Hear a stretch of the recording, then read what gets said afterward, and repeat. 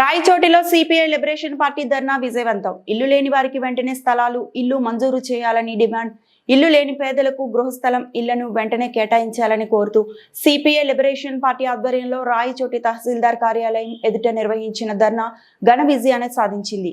ఈ కార్యక్రమంలో పార్టీ రాష్ట్ర కార్యదర్శి వర్గ సభ్యుడు ఉదయ్ కిరణ్, జిల్లా కార్యదర్శి మావులూరి విశ్వనాథ్ పాల్గొన్నారు.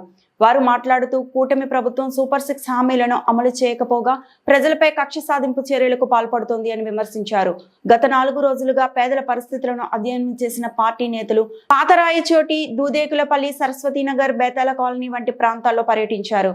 ఒకే ఇంట్లో 2 కుటుంబాలు కలిసి ఉండే పరిస్థితి, ఇల్లు లేని వారు వేల రూపాయలు అద్దె కట్టలేక అవస్థలు పార్టీ నేతలు వివరించారు. వెంటనే పట్టణాల్లో 2 సెంట్లు, గ్రామాల్లో 3 సెంట్ల స్థలం కేటాయించి ఇల్లు నిర్మించాలని వారు డిమాండ్ చేశారు.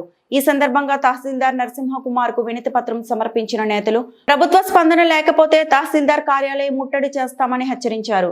తహసీల్దార్ నరసింహకుమార్ స్పందిస్తూ అర్హత కలిగిన ప్రతి ఒక్కరికి ఇంటి స్థలం, ఇల్లు మంజూరు చేసే దిశగా చర్యలు తీసుకుంటామని హామీ ఇచ్చారు.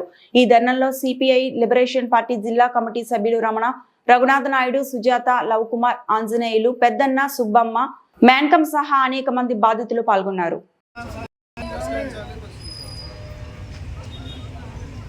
जिंदाबाद सीपीएम लिबरेशन, जिंदाबाद सीपीएम लिबरेशन, जिंदाबाद जिंदाबाद,